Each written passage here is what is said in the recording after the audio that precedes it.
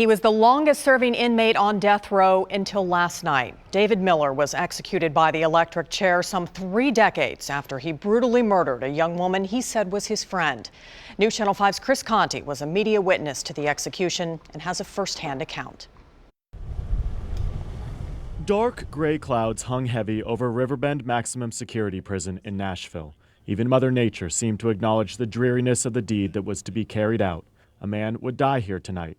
His fate 3 decades in the making.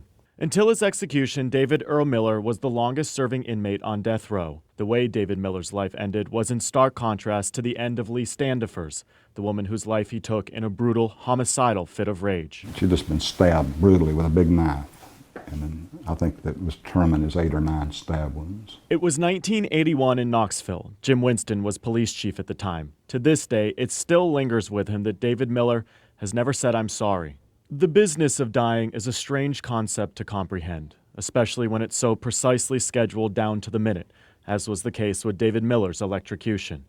He seemed ready to die, though. We watched him through 4 glass windows, strapped to the electric chair that would take his life. We turned to his attorney, and his attorney clarified for us that his last words were beats being on death row. After expressing his final words, we sat and waited.